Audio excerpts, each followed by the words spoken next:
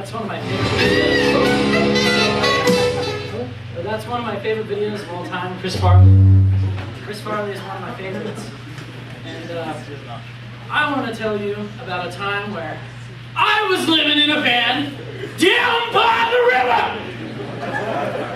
All right. So I was living up in Washington playing hockey, and I was playing on 2 teams, practicing with the team. I was playing with the team, and my roommate and I, we did everything together. We ate the same meals, we went to school together, we had classes together, we went to the same practices, we went to, we hung out together outside of school. We were literally together every single moment of the day. And so we both had this unique situation where we were from other towns. We were the new kids, and we were competing to be like the best guy on the team or the best new guy on the team. We just had this unique situation where we wanted to be the best. We would do whatever it took to be the best. And so we just, like, when we would practice, we would just jaw at each other and just like tell each other like you suck and you'll never amount to anything and all this stuff. And so when we did that, like, we pushed each other over the edge, and we were constantly fighting during practice, and we just didn't. We were 2 different people doing the same thing. He was good at. He had this amazing ability to just score the goals. Like, he would just get it, and he could skate around a few people, but usually someone else would do all the work, and then he would get the puck and score. And I was the guy who would skate the puck down the ice, or halfway down the ice, take a couple of hits, dump it in the end, and then go throw my body against all these other people, and like, I would be the guy that would get hurt, but like, I didn't really care, because it's what needed to be done. And ultimately, I was the guy who either got the puck to the person who gave it to him, or I gave it to him, and he got all the credit. So with that, and on top of us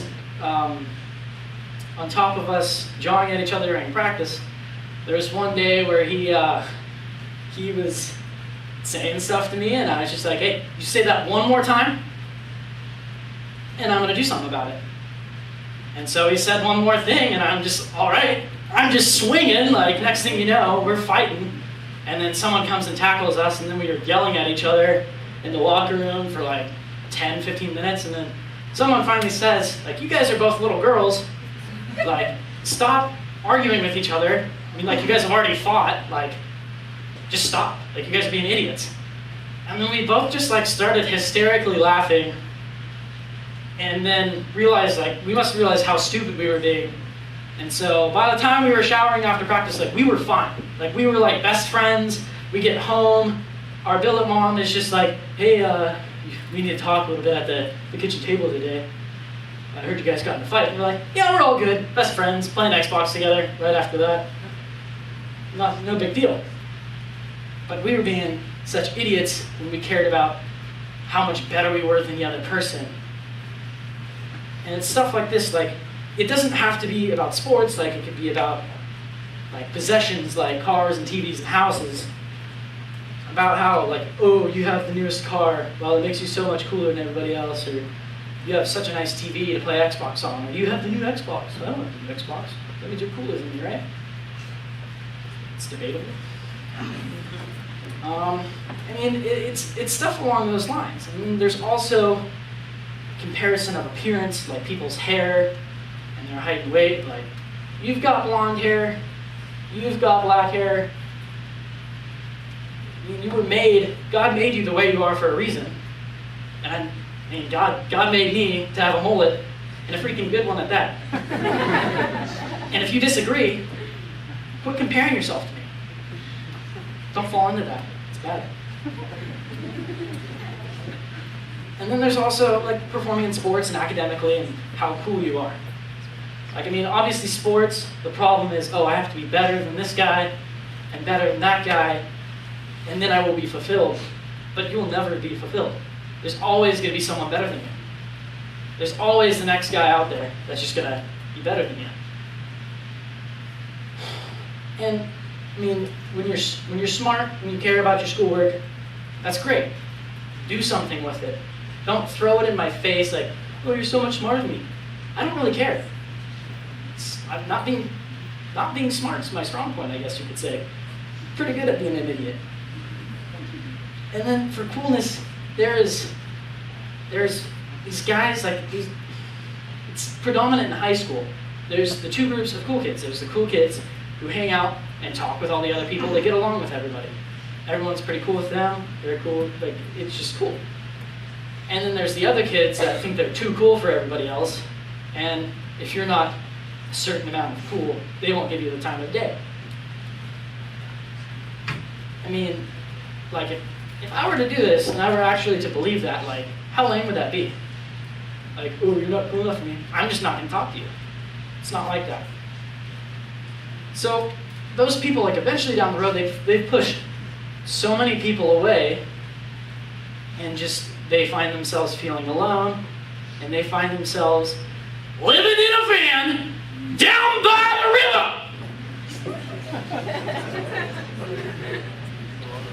And then there's people who they get caught up in why people have an easier life than them. Like, oh, you're having family problems, like, I mean, that sucks. But then if you're thinking about, oh, this person doesn't have family problems, like, man, I wish I was like that. I wish I didn't have these problems. Well, God does everything for a reason. And these burdens that He puts on you, they make you draw closer to Him, and they make you learn from Him, and you have this closer relationship with God than if you didn't have these burdens. He just wants you to follow Him, and He wants you to learn and apply that to your life when you're in these situations. Deuteronomy 31 verse 6 says, "Be strong and courageous. Do not fear or be in dread of them, for it is the Lord your God who goes with you. He will not leave you or forsake you." The Bible says it. And then, why are we always comparing ourselves to other people? Like it just seems like we are taught to do this, and it's just a way of life. It's just what we do in our culture. Like, you have to be the best. I mean, it's not always we have to be the best. It's, are we successful? And everyone is successful in their own way. Like, it doesn't have to be like, oh, you're the best sports star ever. I mean, look at me. I'm an idiot. I'm probably the biggest idiot I know. And I'm not trying to brag.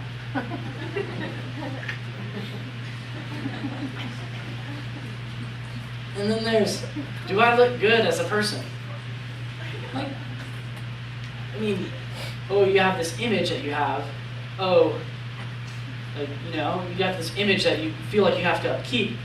And then you end up living this fake life. You put up a front, and it's just filled with emptiness and desire. It's just going to get you nowhere. And then there's, how do I fit in? Like, everyone fits in somewhere. I'm sure, I mean, if you feel like you don't have enough friends, there's people here that would love to be your friend. There's always people here wanting to have more friends. Except for Ricky, you gotta watch out for him because he bites a little bit. So, watch out for Ricky. Alright, and then there's, where am I on the rating scale? Like, ooh, that girl's a solid 6. That's pretty good. But God made everyone to be unique and to be beautiful in their own way. I mean, not to brag, but my mom says I'm a solid 9. Solid 9. But that's irrelevant because my grandma says I'm a 10. I like my grandma more.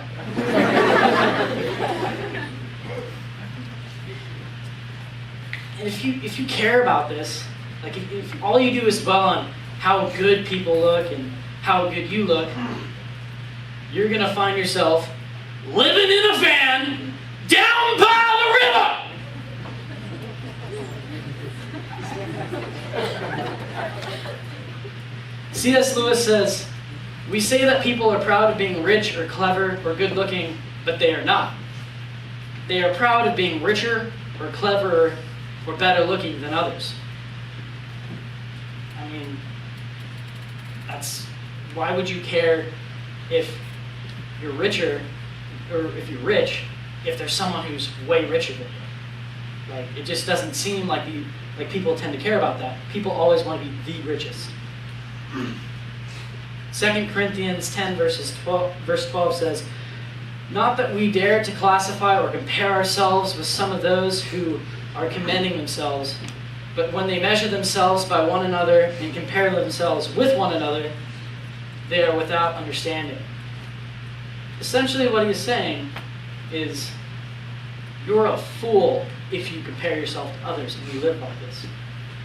So I want to do a little illustration for you guys. I'm not an artist, but I do pretty well.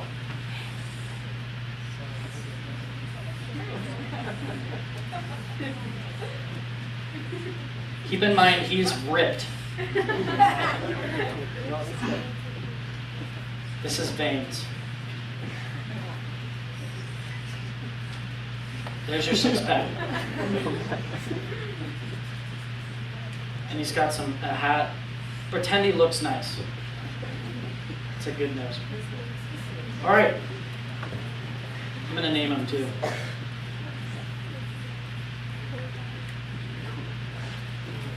So everyone can see. All right. Who is cooler, me or a cool guy? Cool guy is. Joke's on you. This is a picture of me.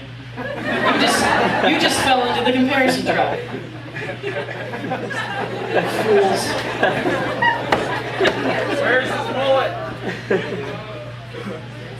I ponytailed it that day. Joke's on you.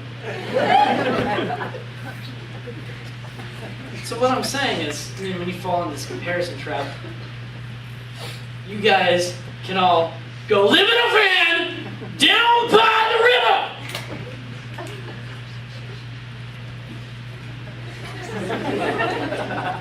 So, when we were first in the Garden of Eden, Adam and Eve were tempted by the snake. And once they ate the apple and sin came into this world, we have this distance between God and us, creation and creator. It's just like, and with that distance, you feel this need and this desire to fulfill yourself, but it's so hard to fulfill it. I mean, the only way I've found for fulfillment is through my work through the church, and just letting God work in me. And I mean, like, guys, I get it. I've chased girls before. I've chased them. I didn't catch them, but I chased them. And I mean, we find this desire that nothing really satisfies it besides God. And again, C.S. Lewis says, if we find ourselves with a desire that nothing in this world can satisfy, the most probable explanation is that we were made for another world. I mean, that is just amazing. It's not from the Bible, but the guy's a genius. Like, God put us here for this reason, to tell others of Him and to pursue Him. And He wants you to be fulfilled. But I mean, if you're not living this life, you're going to find yourself living in a van down by the river. Luke 18 verses 11 and 12 say, the Pharisee standing by himself prayed this, God, I thank you that I am not like other men, extortioners, unjust, adulterers, or even like this tax collector. I fast twice a week. I give tithes of all that I get. But the tax collector standing far off would not even lift up his eyes to heaven, but beat his breast, saying, God, be merciful to me, a sinner. I mean, this comparison is prideful. I mean, it is,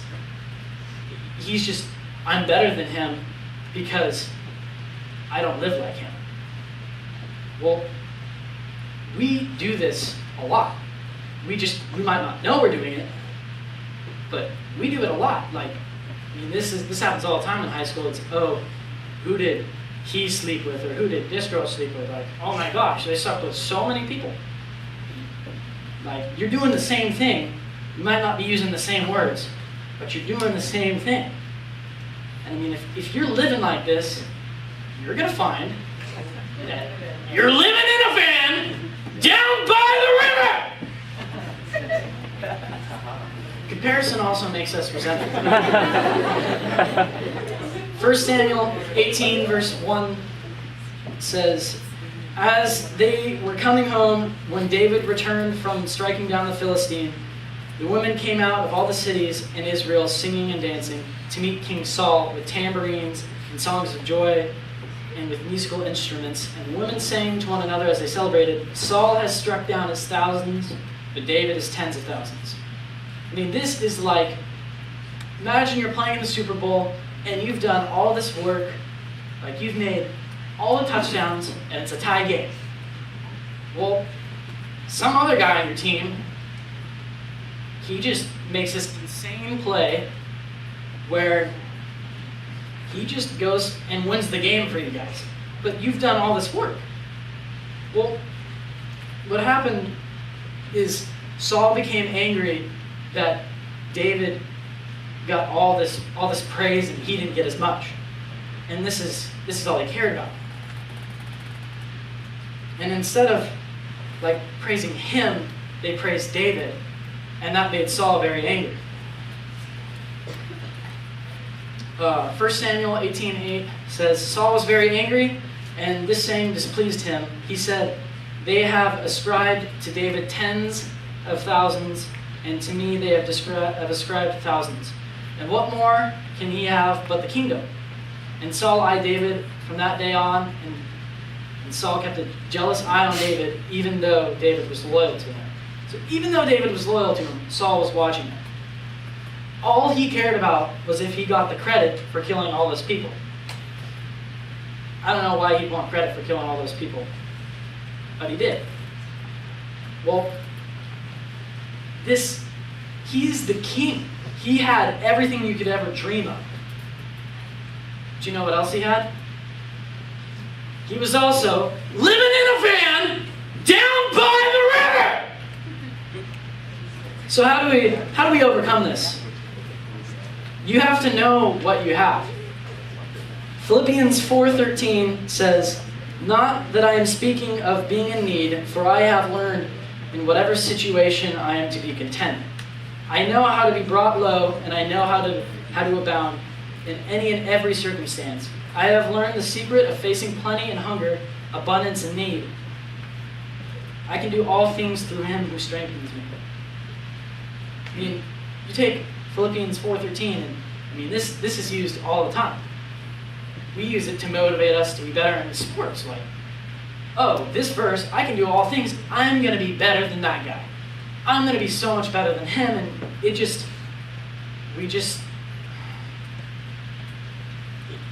like use that, and you're using this Bible verse wrong. This Bible verse is describing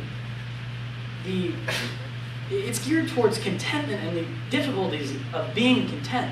It is not for you to use it to be better than others and to compare yourself to them, only to try to justify it by the Bible, when the Bible clearly says right before it that you are to be content, and that it is hard, but I can do all things through Christ who strengthens me. You also have to know who you are.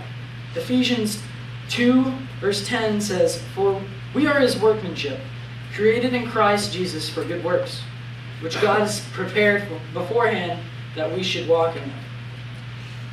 God made us for a reason. He made us to be ourselves and to live for him. He wanted us to use our skills to glorify Him and to let others know what He is, who He is, what He's about. He doesn't want us to use them to glorify ourselves. And when you fall into this comparison trap, like, and you're comparing yourself to other people, it will not end unless you have to break that habit of comparing yourself, and you will be living in shackles. Everybody, like, if you don't know how you can further Christ with your skills, like, everybody has a purpose. Like I said earlier, I'm an idiot. I do a great job of being an idiot, and I guess, like, it could bring people here. I'm good at it, so I do it, you know? And, I mean, it's unique. Everybody has something else. And you use these gifts to help those people that are living in a van down by the river. All right, so that's my message, and I will pray for us. All right. God, I pray that you watch over us and that you help us with these struggles. I pray that you don't let us fall into this comparison trap. Lord, I pray that you show us to live a life free of this comparing, where we be ourselves, where we are motivated to be ourselves and we glorify you by being ourselves. Most of all, Lord, I pray that we aren't living in a van down by the river. Can I get an amen? Amen.